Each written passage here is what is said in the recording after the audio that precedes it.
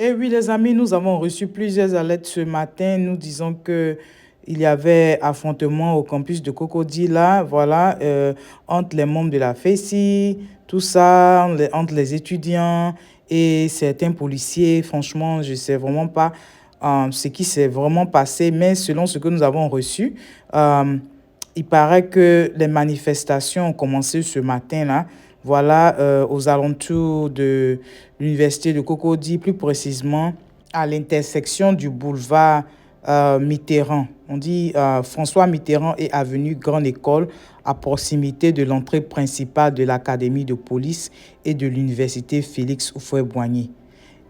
Il paraît qu'il y a eu des affrontements entre la police ivoirienne et une centaine de jeunes armés de... Oh, wow. Armés de ce qu'on prend pour nettoyer, voilà, dans les champs, là. Et d'autres choses vraiment improvisées. Il paraît que, en tout cas, à l'heure à laquelle nous avons reçu ça, on dit on ne sait pas si les manifestations s'étendront à d'autres parties de la ville. Il est conseillé aux citoyens d'éviter la zone. Mesures à prendre, éviter les zones et les routes affectées. Trouver des itinéraires alternatifs vers votre destination. Gardez un profil bas. Suivez les médias locaux et les agences gouvernementales. Soyez conscient de votre environnement. Bon, c'est ce que nous avons reçu. Ceux qui sont sur les lieux ou bien aux alentours, je ne sais pas si vous avez d'autres informations, vous pouvez les laisser en commentaire, mais je voulais quand même partager l'information. La vidéo que nous avons reçue n'a aucun son. Si vous voulez, je peux me mettre, vous allez regarder, ça n'a aucun son. Il n'y a aucun son, aucun son. Bon, ça va défiler là pendant que je suis en train de parler. Donc, c'est ce que je voulais vous dire. Vigilance, vigilance, vigilance. Union de prière pour notre pays. Mais restons mobilisés, restons soudés. Évitons ce genre de choses. Je ne sais pas qu'est-ce qui a provoqué ça. Mais vraiment, évitons les batailles entre nous. Évitons ça. Ce n'est pas le moment. Voilà, ce n'est pas le moment. Bon. Ce que je voulais vous montrer aussi, c'est le frère Damana Pikas qui est là à Yopougon, l'équipe PPACI, voilà, le parti politique du président Laurent Gbagbo. Ils ont fait des dons à Yopougon hier, des dons de vivres, voilà, parce que, comme vous savez, les gens ont été déguerpis, ils n'ont rien, ils ont tout perdu. Donc, ils sont allés faire des dons, vraiment, hier, là. Et puis, il a tenu un discours. Le discours, bon, plusieurs personnes ont trouvé que le discours était quand même un peu dur. Vous allez écouter et puis vous pouvez laisser votre avis dans les commentaires. Je ne ferai aucun commentaire sur le discours. Sur ce, les amis, je vous laisse. Que Dieu vous bénisse. Tout ce que je peux vous dire. Et puis, haut les cœurs, on y va! N'est-ce pas? Haut les cœurs, haut les cœurs, haut les cœurs. Et là, si tu es nouveau par ici, je te dis déjà bonne arrivée. Merci d'être là. Et merci beaucoup aux anciens. Que Dieu vous bénisse. Je vous laisse écouter Damana Pikas. Les amis, à tout à l'heure. Bye bye. Qui étaient des soldats sont passés officiers supérieurs de l'armée. En principe, un homme normal, tu ne peux pas penser comme ça. Mais c'était le prix à payer pour la paix et la réconciliation. Pour la paix et la réconciliation, la partie gouvernementale, là où Gbagbo dirigeait, payait l'eau et le courant dans la partie nord qui était occupée par les rebelles. Quand tu veux la réconciliation, tu payes le prix de la réconciliation. Tu payes. Mais dans le cas précis des militaires, et le président le dit toujours, c'est tellement clair, limpide et net, que je ne sais pas pourquoi ils font l'effort de ne pas comprendre. Le président dit, je t'aime le chef suprême des armées. C'est moi qui ai donné l'ordre aux militaires de défendre la République. Sur cette base-là, on est venu m'arrêter pour les actes que les militaires ont commis. Ce qui est tout à fait normal. Je suis allé en prison pour ça. J'ai affronté un procès de 10 ans pour ça. Au terme de ce procès, on dit que je suis acquitté. Acquitté, là, ça veut dire tout ce qu'on me reprochait, là, on dit c'est pas moi. Je suis innocent totalement.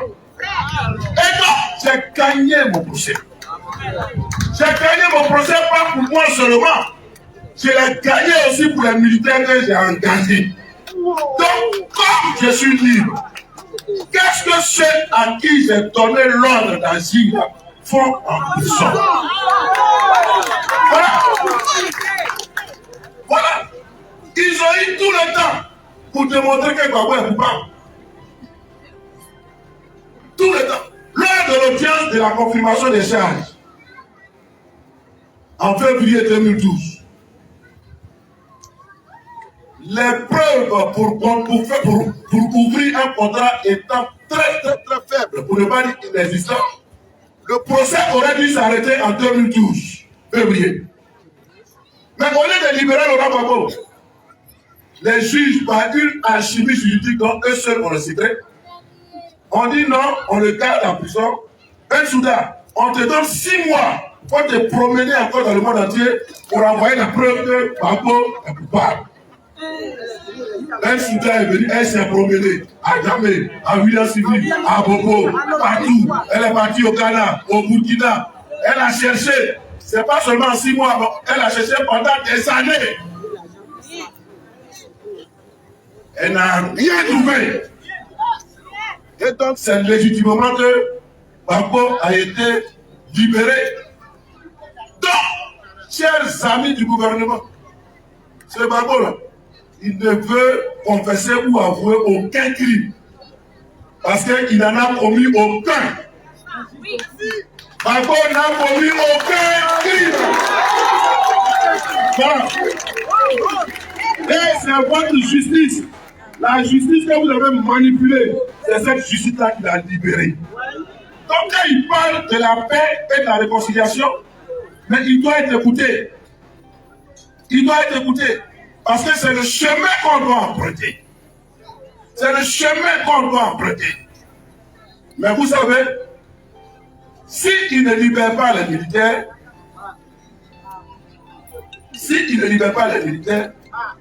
mais les militaires qui sont dans les casernes actuellement doivent se méfier d'eux.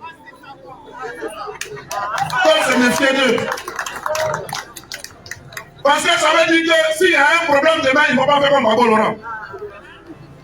Gbagbo a envoyé les soldats en tant que chef suprême des armées et il a assumé les actes. Quand bien même il ne savait pas ce qui s'est passé, il a assumé ça. Et c'est ça un chef. Un grand chef, il assume toujours. Et c'est ce que Gbagbo a dit.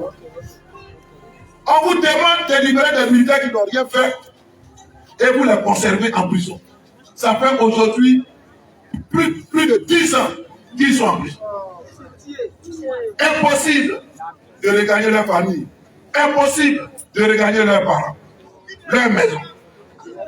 Mais comment on peut aller à la réconciliation avec un gouvernement qui n'est même pas disposé à écouter? Les exilés, au lieu de faire une bonne politique d'incitation au retour des exilés, ils ne font rien du tout pour les exilés. Et ils s'enorgueillissent toujours quand les exilés rentrent. Quand les exilés rentrent là, ce n'est pas parce que le gouvernement a mis en place une politique incitative au retour. Les exilés rentrent parce que Gbagbo Laurent est rentré. Les exilés rentrent, ce n'est pas parce qu'il y a quelque chose d'attrayant qui les attend ici. Parce que quand ils rentrent du pays, après 10 ans, on leur donne en tout et pour tout 305 000 francs. Tu n'as même pas le temps d'arriver à la maison et puis c'est fini. 305 000 francs. Est-ce qu'on peut faire ça? On peut donner 305 000 francs à des gens et puis on dit il faut te réinsérer dans le tissu social, il faut te loger, il faut te nourrir. Des gens qui ont venu 10 ans en dehors du pays. Le gouvernement a toujours dit retour des exilés, retour sécurité des exilés. Oui, les exilés passent à rentrer. La situation est normale. Quelle situation est normale? Qu'est-ce que vous faites pour les exilés? Absolument rien. Et donc, vous ne faites rien pour la réconciliation nationale. Rien. Et il faut que l'opinion nationale, mais surtout internationale, sache que vous manœuvrez contre la réconciliation. Que vous manœuvrez contre la réconciliation. Et qu'à l'intérieur de ce pays, les Ivoiriens ne sont pas en paix. Les Ivoiriens ne sont pas en sécurité. Ils ont peur du gouvernement. Ils ont peur de leur gouvernement. Ils ont peur de leurs autorités. Les autorités qui les écrasent, qui marchent sur eux, qui détruisent leur maison, qui détruisent leur commerce, qui détruisent tout dans ce pays. Les gens sont dans la rue. Les gens ne mangent pas. Les gens ne dorment plus.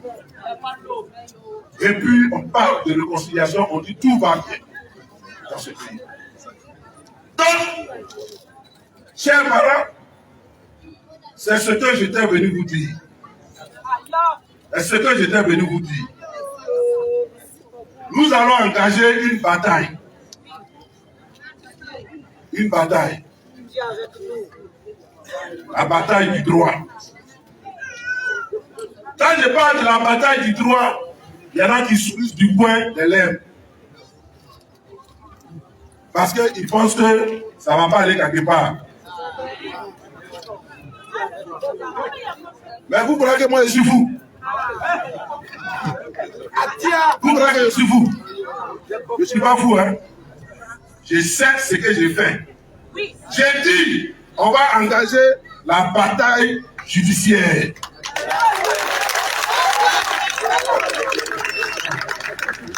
Quand on a arrêté le président en 2011,